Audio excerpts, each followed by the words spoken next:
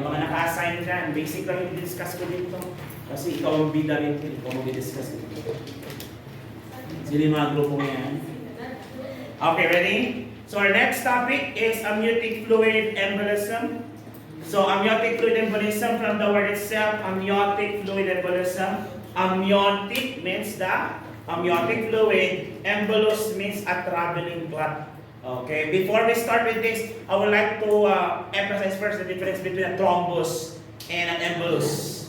A thrombus is a clot that is either made of blood, fats, or in this case, amniotic fluid.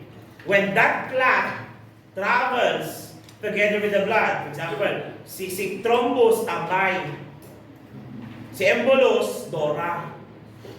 Si thrombus na naglakbay, ang tawag sa kanya, embolus.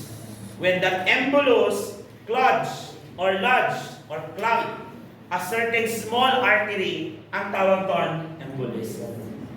Clear tayo? So, from thrombus to embolus, kapag bumara sa isang ugat, ang tawag doon, embolism. Depende na lang kung ano yung type ng thrombus na na-form na naging embolus. Clear tayo? In general, embolism is delikado. Because if this goes to vital organs such as the heart, the lungs, and the kidney, it can lead into acute complications.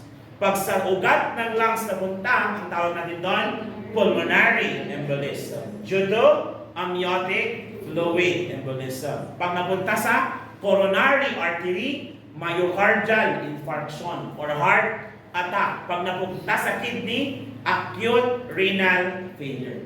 So, ganun siya kadelikado. So, let's go with the basic concept. General concept tayo, amniotic embolism. Amniotic embolism, fluid embolism is wherein the amniotic fluid is forced into an open maternal uterine blood. So, it still follows the normal cycle of pregnancy.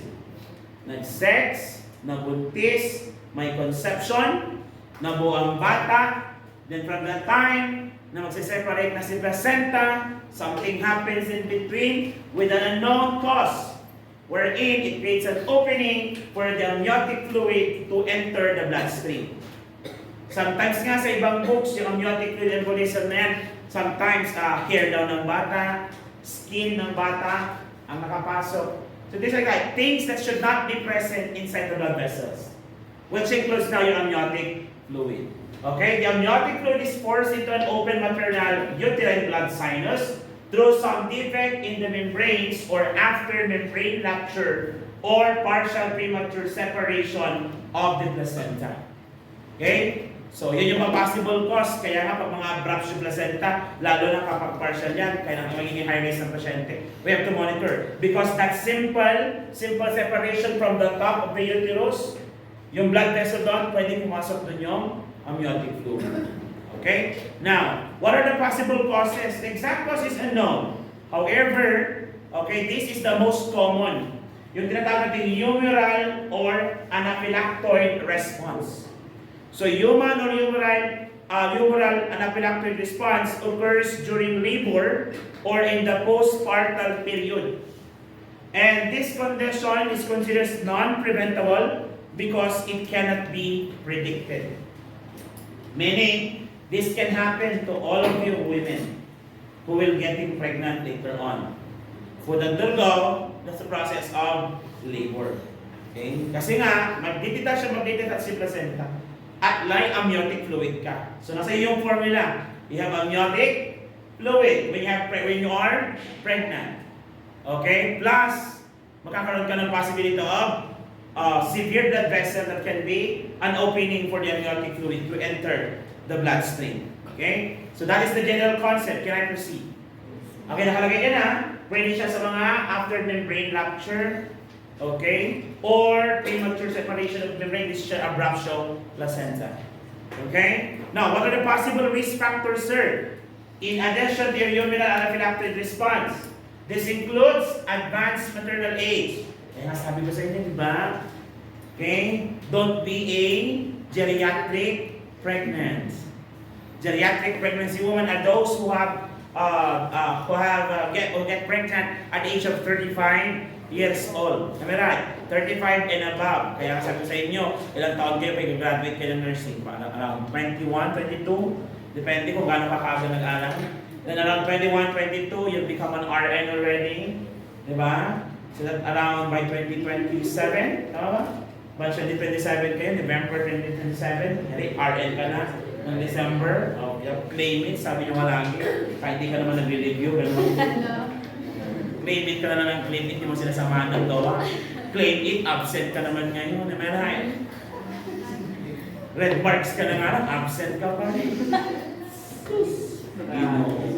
Ano nyo ba, naiiyak ako pag ganyan? Oo, kahapon na naman, isang araw din. Naiiyak ako pag ganyan. Kasi parang, ang pag-asa mo nga lang para bumasa is makinig. Kompleto attendance. At least man lang may pagkonswelo ka sana. Tapos that's one thing that would literally lift your grades. Hindi mo pa siya nakakapanghina. Kasi kung ako yan, ang sitwasyon na ganyan, baka hindi na nakakatulog. Hanggang maaari, baka patsuta pa ako na. Priorities. You really need to know your priorities.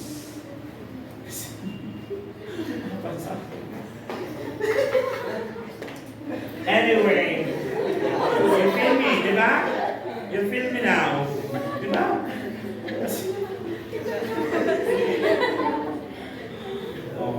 Siguro mawatak pa ito kung 91 ang grade mo, absent ka kasi, di ba, manunood na lang ako. Sige. Kasi baka madali siya makaintindi. Pero 73, 72 ang grade mo, tapos absent ka sa... Talo. Anyway, let's go back. Okay. Tapos mapanood nyo rin ito. Naman nyo. Kung sino man kayo.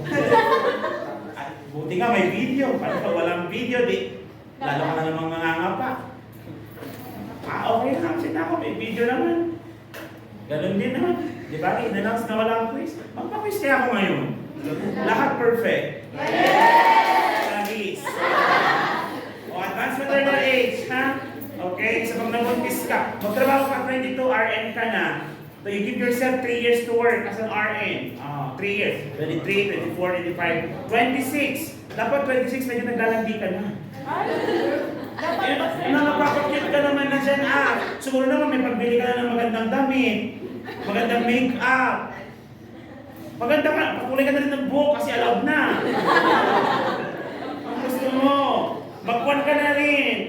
Ayan, so mo na yung mga nakabitin yung ganit, yung labas yung pusod. Kasi kailangan mo namang akit. Para by 26, 27, expect mo naman na mag-propose siya. Kung hindi pa siya mag-propose, medyo siksik mo sa bag niya yung singsing. Para pag nakita niya, ay! Sa pandal, iyawat ka niya, Kasi ikaw yung may pambili ng wealth, ang tawag sa gano'n? Engagement ring. Sige yan. Kasi nga, by 20 na yun kasi yun ang pinakamagandang edad para magbuntis. Then you give yourself, start pregnant, 28. Then 3 years gap, 28, 29, 30, 31. Another child. 31, 32, 30. Before ka mag-35, pangatlong anak. Di tama na. Ligate na kayo, vasectomy. Kasi nga, once you reach the age of 35, mataas na ang chances ng mga complications. Kung babalikan nyo during nung first semester natin pinag-usapan, ano ba yung isang complication pag geriatric pregnancy? Down syndrome. Di ba? Mga neurologic conditions. Common yan sa 35. Sir, kasi gusto ko career muna. Walang problema. You push through with your career after. You get pregnant for 3 kids. Then push mo. Alam masama doon. A success is still a success. Kung kailan mo nakuha, whether it's late or early. Tama? Mas maganda naman yung success ka sa late. Kasi yung no success at all. At least na-achieve mo both. Yes, sir, gusto ko mo nang yumaman talaga. Matakan niya. Pero ito, sabi mga lalaki, wala. Potent to hanggang 7. Dolphy, Big Soto. Kaya namin, boys, hindi to. Pero ang girls, may expiration date. Kaya, tirada agad. Ano kasi ready agad eh. Di ba boys? Mukhang hindi ready yung mga boys. Baka pagdating ng panahon, girls na rin. Di ba? Di ba? O si sir nyo, na-achieve ko ba yun? Yes! So ilang taon na si wife? 32. O pwede pa! Wag na.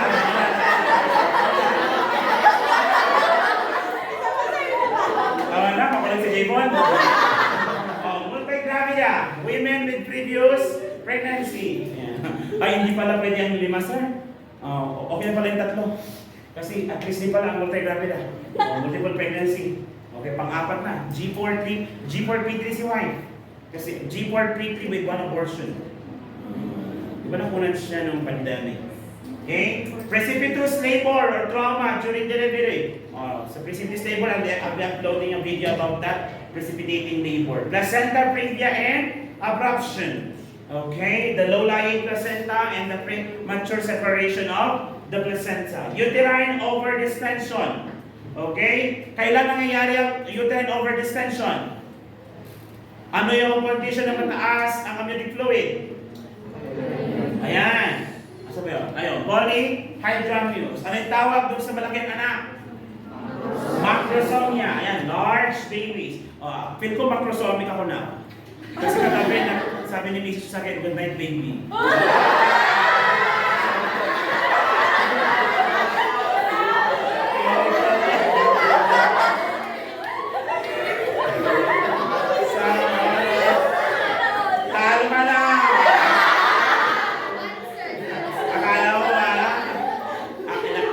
Nag-red panty ka pa, wala rin ka.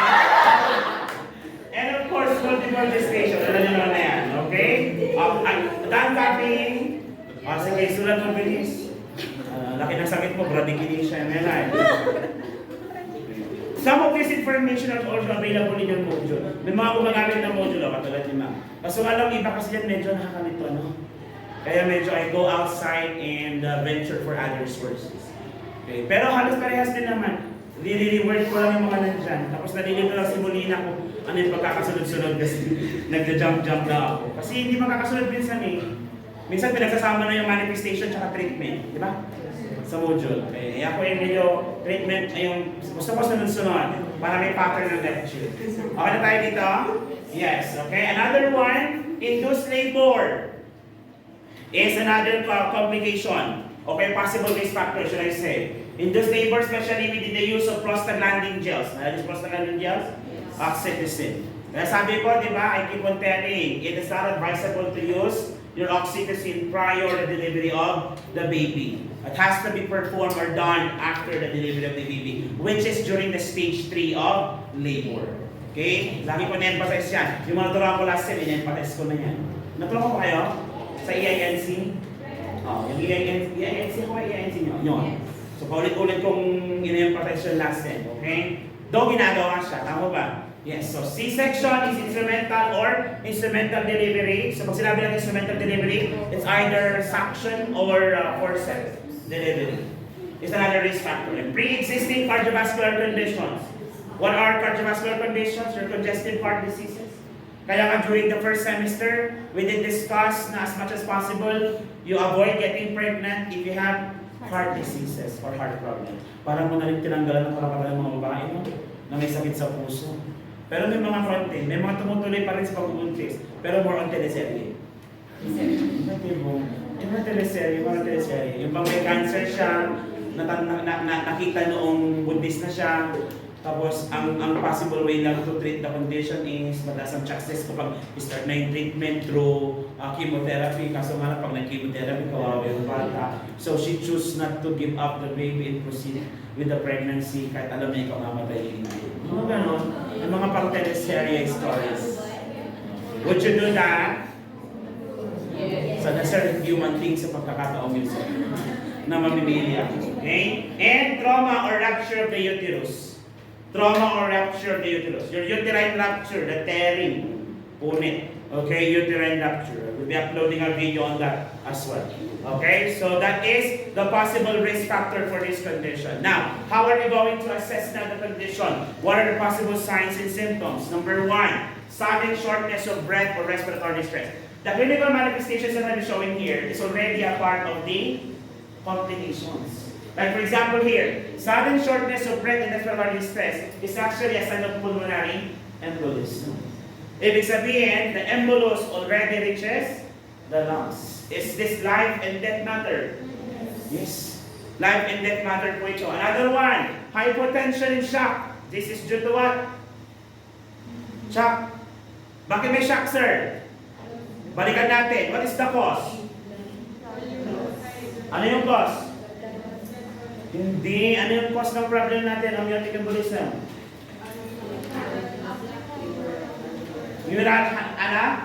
Okay. Anaphylactic can lead to shock. Okay? Lahat po. Kaya ngayong anaphylactic shock na tinatawag, anaphylactic shock. So, shock siya, pero ang cause hindi hypovolemia. Shock siya, ang cause hindi infection. Shock siya, hindi cause is cardiogenic. Shock siya in a way na mababa ang blood pressure. Bakit? Ano ang cause? Nagkaroon ng anaphylactic reaction. Saan nag-cause yung, ano yung nag-cause ng anaphylactic reaction? Yung amniotic fluid. Because the amniotic fluid should not be inside the blood vessel. So, foreign body yun. So, the immune response will actually react into that, shutting down the system. Imbes na magkaroon tayo ng, constriction sa blood vessel, magkakaroon ng dilation. Kaya yung pressure, bumababa. Hence, hypotension. The body will try to compensate taki-taki possibility shock. So since meron tayong shock, pwede bang mag-lead into arrest? Yes. Cardiopulmonary arrest. Okay, in severe cases. In severe cases. And of course, because of the effect, pwede din mag-lead into severe uterine bleeding, altered mental status because of the decreased tissue perfusion due to cerebral hypoxia. Kasi nga, magko-concentrate na sa loob. And may injury ba sa katawan? May injury ba sa katawan? O let's say, napunta sa lungs. May injury ba sa lungs? Kasi nga, pag hindi naka-receive yung cell on the distant part, kung saan nangyari yung pagbara, ano mangyayari doon sa part na ito? Hypoxic. Pag hypoxic, hindi naka-receive ng, pag hindi naka-receive ng oxygen, what will happen to the cell? It will die. Tama? And that is a sign of damage or injury. Mag-activate ba ang ating immune system? Yes, chemical mediators including coagulation activation. Platelet, pupunta dun sa part na iyon. Ang daming platelet, pupunta sa part ng lungs. Ano natira sa ibang katawan? Mababa. Anong condition yon? Discuss natin first reading. Ano? Laksan mo nga. DIC, disseminated. Laksan mo, DIC na kasi.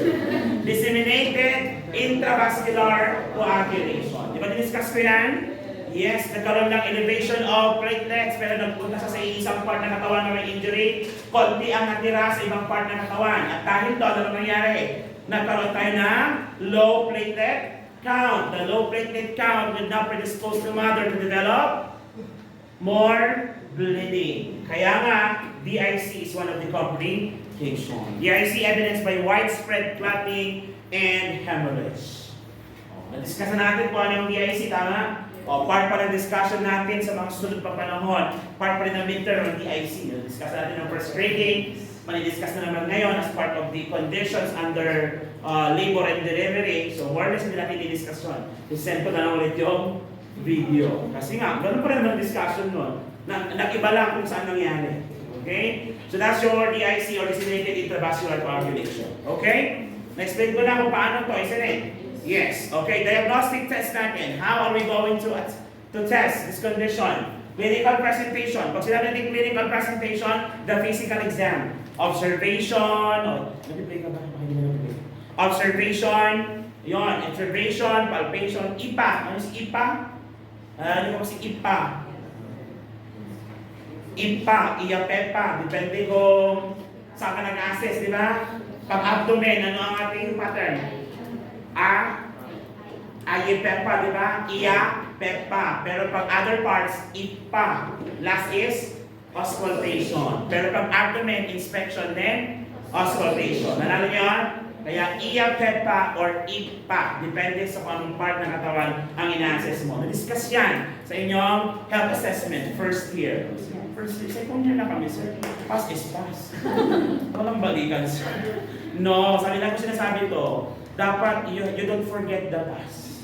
Because you learn from it. Kung nasaktan ka man ng past mo, huwag mo pa rin siya kalimutan. Kasi you have learned something from them. Kasi siya na yung magiging basis mo ng red flag. Ng red flag. Di ba? Red flag. Parehas din yun. Red tagging. Oh, ito! Ganon. Nagsisimula sa J, babaero. Ganon. Ay, literal. Huwag mo na ikumpara lahat. Yung J mo lang ang manlot mo. Niloko siya. Charis! Kaya pala gusto nila umuwi ng mga kasi niloko siya. Alright. Tuloy natin ito. Clinical presentation. Okay? Clinical presentation, sudden onset of symptoms during delivery or immediately postpartum in women with no prior history of similar problem or raised suspicion. So, ibig sabihin, suddenly, out of nowhere, bigla na lang, paglabas ni baby. Yung pala, pumasok na yung amniotic fluid dun sa, okay, nagkaroon ng embolism o sa parte ng katawan. Dito tayo, akin ang embolism, hindi lang sa lungs yan. It can happen to other parts of the body. Kaya sabi ko sa inyo, from thrombus, it becomes embolus. Si embolus na namamasyal. Hanggang marating niya ang small blood vessel. At na-stuck siya doon, ang tawag doon, embolism. Depende na lang kung saan nangyari sa body ng katawan. Pwede rin magkaroon ng embolism sa utak. Ang tawag na lang natin doon is stroke. Ang tawag natin doon stroke, ischemic stroke. May bumara sa dugo, pumunta sa utak, kaya hindi na nakarating ang dugo sa utak. Yung bumara, tawag doon, embolus. Dahil bumara, ang tawag nyo doon, embolism. But commonly, sa medical surgical nursing, ang tawag natin doon, stroke. Specifically, ischemic stroke. Kasi may hemorrhagic pa. You-discuss that later on pag nasa MS kayo. Mga patikim lang, am I right? Mga patikim lang. At least nakikita nyo na yung significance ng mga pinagsabi ko dito. Kasi nga, maka-encounter mo talaga siya pagdating ng third year. Okay? Okay, raised suspicion. Titignan nyo to. Nagkaroon siya ng immediate symptoms na hindi niya naman naramdaman with her previous pregnancy. Or hindi naman expected during pregnancy. Paglabas ni baby, si mother minsan pagkatapos na mag-delivery, ay, sa wakas na tapos. Papahinga yan, di ba? Kasi bibipin mo, okay lang siya. Pero pagkalabas ni baby, mga sa breath, wala na. Ano ng embolism? Okay, emergency situation. Doc! Kaya nga, i-monitor mo siya every 15 minutes. Tama ba? 15 minutes for the first hour, succeeding hours every 30 minutes, succeeding hours every 1 hour until siya ay ma-transpose o transfer sa ward. Tapos i-monitor na naman siya sa ward. Then advised to report any signs of bleeding and difficulty of breathing, etc., etc. Di ba ginagawa mo lahat yun? Kasi these are possible complications. And take note, this is unpredicted. Hindi mo nalaman kung magkakaroon. Akala mo normal ka, mamaya hindi na. May mga ganong conditions, okay? Another one is laboratory findings. Laboratory findings, okay, blood tests may show signs of DIC. The low platelet count, elevated dimer levels, low fibrinogen, and abnormal clotting profiles, indicating of your DIC. And take note, DIC is one of the possible complications. Okay? Other diagnostic tests? Can I proceed? Now it's here. Okay. Wait, ganun mo ba?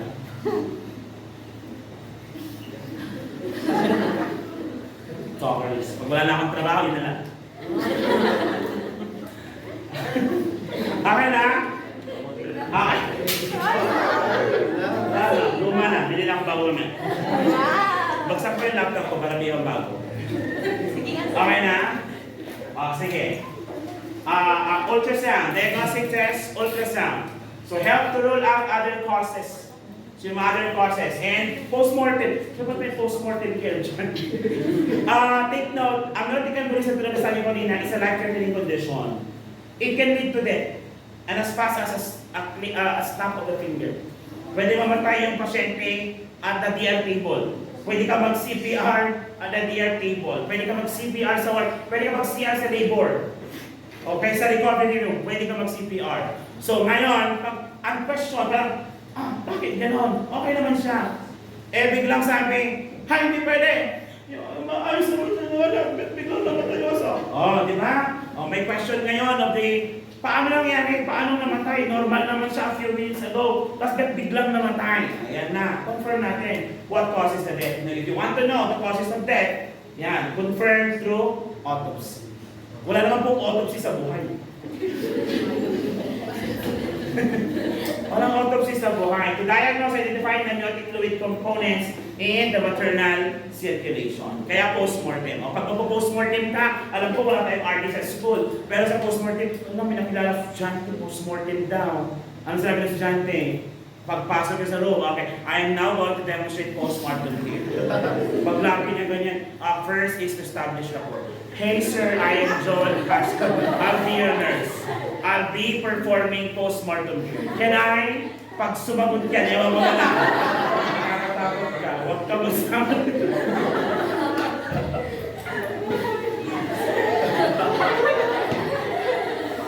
Huwag ka mag-establish na rapport sa patay. So baka kasi multuin ako. Ayan, ito naman DOB. Ano to? Amniotic fluid. Amniotic. Anong din ako mga anak? Bigla ko. Okay, next tayo. You done copying? You done taking pictures? So sa lahat ba na nakuha mo mamaya sa kultura? And the next one is the management. Okay? Resuscitation and stabilization. First priority natin ito. Sabi ko nga, it's a life-threatening condition. You have to expect that you'll be performing this one. Actually, DROR, dapat lagi mo na-expect yan.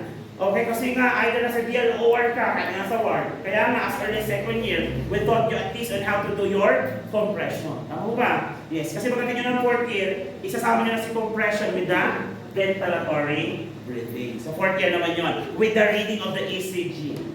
Pagdating nyo ng fourth year, ganyan. Yung pag-tipong, Miss Perez, help, someone help. Okay, ganyan. Tapos pulse. 1,200. Negative pulse, negative breathing, activate code blue. Sipiyan ka. Pag nasipiyan ka lang ganyan, ako sa sandal, ano rin nun? The code blue to the right. Code blue to the right. Okay, switch on me. 1, 2, 3, switch. Ayan na, ituloy na. Sige, kayong dalawa magsalitan kayo. I'll be the leader. Ikaw naman ang maglilista, sabihin mo sa akin kung 2 minutes na, kasi record mo lahat ng ginagawa natin. Ikaw naman mag-prepare the medication, at ikaw naman mag-manage ng airway. 2 minutes, patient is still on Vita, continue high quality CPR, prepare epinephrine 1 mg and flash it with 20 cc normal saline solution. Do not give the medication until I told you to do so. Yes, in 2 weeks, 2 weeks. 2 minutes had passed. Patient still on Vita, continue high quality CPR, give the drug please, and then after that, makagawa tayo ng cardioversion. So please charge at 120 joules, 160 joules. Charging! Charge! Okay, everyone clear? Shock delivered. Continue high quality CPR. Gagawin yan sa 4th year. Yan. 4th year, first sem. The second sem ng 4th year, yan naman na. Magagamit nyo na ang dahilan kung bakit kayo late sa akin lagi, swimming. Kasi meron kayong rescue, water rescue. Water rescue. Tapos, magagamit nyo na rin ang ginagawa nyo sa community. Okay, kasi meron kayong mga disaster management. Magbuhat kayo, paano magbuhat, paano mag-bandaging. Tapos yung fear of heights nyo, medyo tanggalin nyo na kasi may rappelling. Yes, may rappelling kayo. Huwag kayo mag-alala. Ang magtuturo sa inyo ay ang mga instructors nyo sa 4th year, at the same time, yung mga trainer ng fire department. Ay! Shala. Fire department. May pamalit ka na kay Jay. May pamalit kayo, yung sanay sa hot. Diba? So, resuscitation is first priority.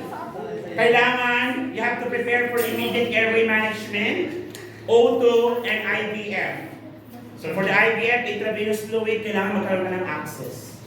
Okay, you have to secure an access. Then prepare for possible mechanical ventilation for respiratory failure. Kapag umabot na sa pulmonary embolism. Then of course, sabi ko sa inyo, pwede mag-lead to cardiac arrest, prepare for CPR. Cardiopulmonary arrest. For cardiac arrest patient, advanced life support and measures. Ito yun, ACLS. Yung sinasabi ko sa inyo kanina, negative pulse, negative breathing. Tignan mo yung gamot. Patient, okay? We have a normal sinus rhythm. Please check the pulse. I have no pulse. Continue high quality CPR. Patient is on PEA. Non. Pulseless electrical activity. May kuryente ang puso pero walang tibok. Non. Then after 2 minutes, yan ang gamot ulit. 2 minutes. Okay, we have a normal sinus rhythm. Check the pulse. So, check the pulse. Pagka-check ng pulse, okay, we have a pulse. The patient is breathing. Thank you very much. Congratulations, everyone. We have received a normal spontaneous circulation. Good job, everyone. So please admit the patient in the ICU with an intensivist. Please give cold saline. Lahat yun dapat memorize mo. Tapos sabihin mo during the intervention. Group of 6 kayo doon. By group yon. So pag by group, grade ng isa, grade ng lahat. So mamimili si proctor kung sino ang leader. Nagkakaroon yung leader, yung absent. Patay tayo dyan. Babagsak ang buong grupo. Tapos ang grade mo is either survive or nothing. Pag patay ang pasyente, patay na yung grade niya. Pero pag nabuhay ang pasyente, magbubuhay din ang grade niya. So paano malamin pag patay o buhay ang pasyente? Tama yung ginagawa mo. Pag mali yung ginagawa mo, kung saan ka nang pupunta. Patient had pulse, please shock. We have a pulse. Pag may pulse na, shock mo ulit. Tayo dyan, lalong namatay. Pag ganun ang ginawa nyo during that time, di ba? Clear, clear, clear. Uy, bumalaw! Hinawa ka mo naman. We have another patient. Ikaw na yun. Okay? Cardiopulmonary situation, okay? Hemodynamic support. For the hemodynamic support, vasopressor is given. So vasopressor, example ng vasopressor. Hala! Hydralazine. Ano pa? Pictricine. Yan. Vasopressor siya ba ngayon? To maintain blood pressure and organ perfusion. But you have to, watch out for fluid overload. Kaya depende yung alalay din sa pagbibigay ng fluids, lalo pag wala namang bleeding. Okay, pag wala namang bleeding. The fluid should be administered cautiously to avoid fluid overload in a shock state. Okay? Shock state. Can I continue? Ang bagal mo kasi magsulat, kaya hindi tayo mawag ng 150. Tapos tumawa ka pa kasi, kaya... Can I proceed? Yes. Not yet. Okay. Management pa natin. Coagulation management. Alam naman natin kanina ng pasyente is may possible DIC, tama ba? Yes. So you have to take note of blood products. Kapag may low platelet count, administer platelets. Fresh frozen plasma and fibrinogen to manage DIC and hemorrhage. Then, delivery of the fetus, immediate delivery of the baby should be considered kapag meron ng signs of respiratory stress, especially if the baby is already past the age of viability. Anong edad? At least 24 weeks age of gestation. Okay? Then, post-operative care, you have to stabilize the patient, required ICU patient dapat siya, continue blood works, respiratory support, and regular imaging to detect for possible abnormalities and complications. Any question? Clarification? Violent reaction? If there is none, okay, that is your amniotic fluid embolism. Again ha, it's more on the anaphylactic side. Kaya nagkakaroon ng hypotension, not because of bleeding. Clear tayo? Yes, the most common cause of death is pulmonary embolism due to the embolism caused by amniotic fluid that goes into the blood vessel of the lungs. Initial signs are difficulty of breathing or signs of respiratory stress. You watch out for that and manage it accordingly. Are we clear? Watch out also for possible complications such as your DIC. So kung wala nang tanong, thank you very much for listening and we're good.